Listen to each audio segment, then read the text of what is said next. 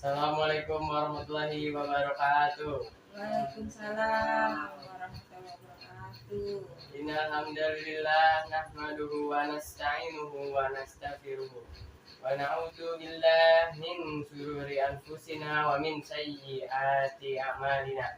Man yahdihillahu fala mudilla wa man yudlil fala hadiyalah. Wa ashhadu an la ilaha illallah wahdahu la syarika lah. Wa ashhadu anna Muhammadan abduhu wa rasuluh. Allahumma sholli ala sayyidina Muhammad wa ala alihi sahbihi ajmain amma ba'du. Fa ya ayyuhal muslimun ittaqullaha haqqa tuqatih wa la tamutunna illa wa antum muslimun. Faqad qala Allahu ta'ala fi kitabihil karim. Wa izana yaruhum la in yazakum la izadannakum wa la in kafartum inna azabi lasyadid. Asrikan muslimin hafizakumullah. Sebuah keniscayaan bagi kita untuk senantiasa meningkatkan ketakwaan dan rasa syukur kita kepada Allah Subhanahu wa taala yang telah memberikan berbagai nikmat yang tak bisa kita hitung satu persatu.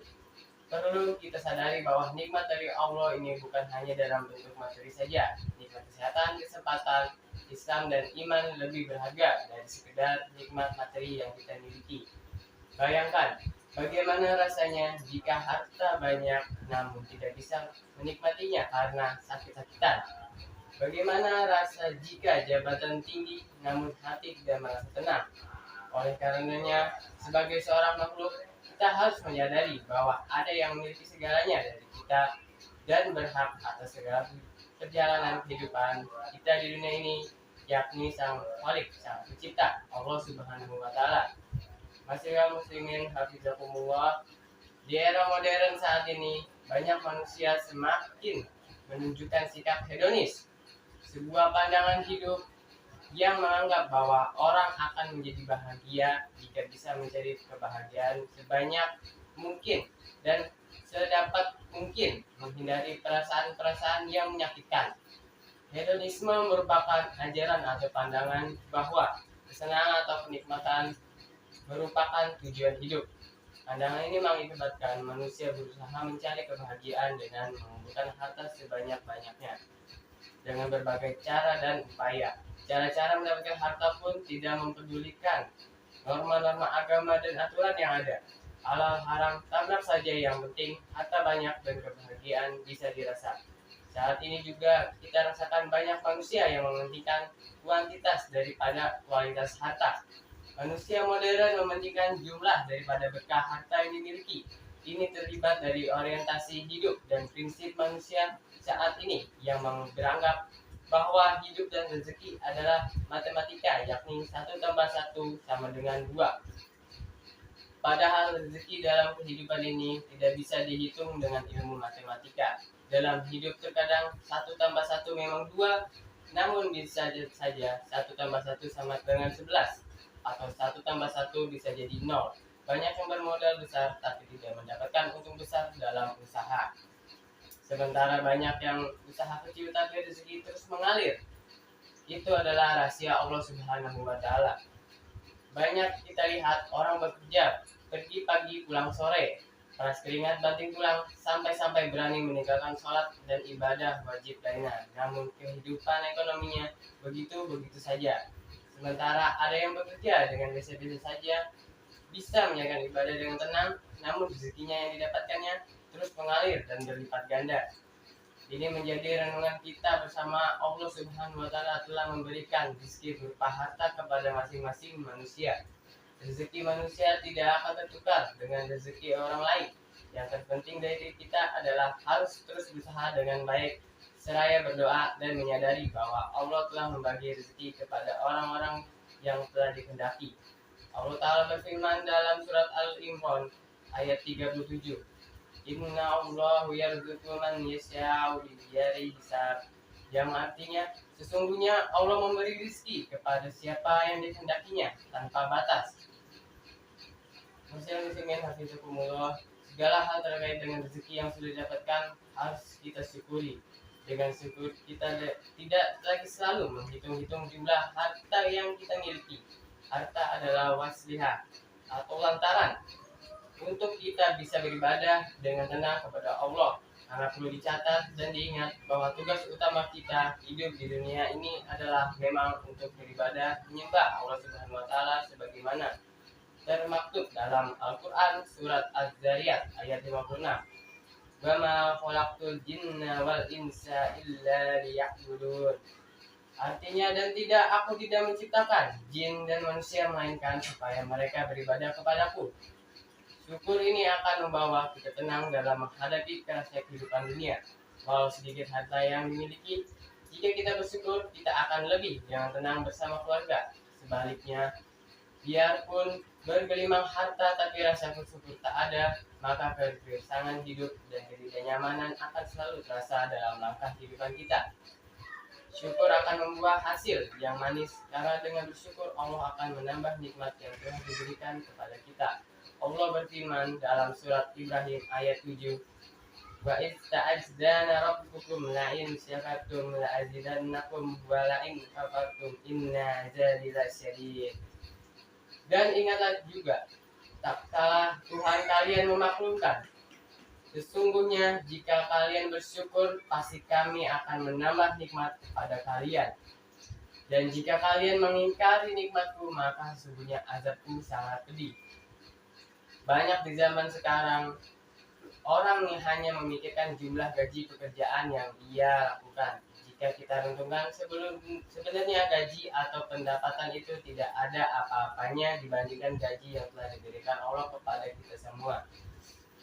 Logika matematis dalam menyikapi harta ini lambat laun akan melupakan esensi dari status harta itu sendiri. Perlu kita sadari bahwa harta hanya titipan dari Allah yang suatu waktu akan hilang dari kita dan diambil oleh yang paling berhak memilikinya. Kesadaran bahwa harta hanya sebuah titipan ini akan memunculkan sikap senang berbagi, bersedekah, dan berzakat. Kita tak perlu khawatir jika kita memberikan harta kita kepada orang lain. Harta kita akan jadi berkurang. Sekali lagi, hidup bukanlah matematika. Sesuatu yang kita berikan kepada sesama pada suatu hari pasti akan kita dapatkan kembali, karena hakikat memberi adalah menerima. Masrial muslimin hazirakumullah. Di akhir khutbah ini mari kita renungkan Al-Quran surat At-Tolak ayat 2-3. Wa man yattaqillaha yaj'al lahu makhrajan wa yarzuqhu min haitsu la yahtasib wa man yatawakkal 'alaihi wa huwa hasbuh. Barang siapa bertakwa kepada Allah, niscaya Dia akan mengadakan baginya jalan keluar dan memberinya rezeki dari arah yang tiada disangka-sangkanya. Dan barang siapa yang bertawakal kepada Allah, niscaya Allah akan mencukupkannya. Ayat ini memberikan petunjuk bagi kita bahwa kita ingin hidup dalam ketenangan, maka hiduplah dalam ketakwaan dengan menjalankan segala perintah Allah dan menjauhi larangannya. Selain akan diberikan ketenangan hidup dan jalan keluar dari segala permasalahan di dunia, jika kita bertakwa, kita juga akan diberi rezeki dari arah yang tidak diduga-duga. Jika kita betul-betul percaya kepada Allah, sungguh Allah akan memberikan kita rezeki seperti burung yang pergi pada pagi harinya dalam keadaan kenyang. Yakinlah, Allah maha luas rahmatnya lagi maha mengetahui. Barakallahu li wa lakum fi Qur'anil azim. Wa nafa'ani wa iyyakum bima fihi minal ayatil wadzakiril hakim. Aqulu qawli hadza wa astaghfirullah li wa lakum wa lil muslimin fastaghfiru innahu huwal ghafurur rahim.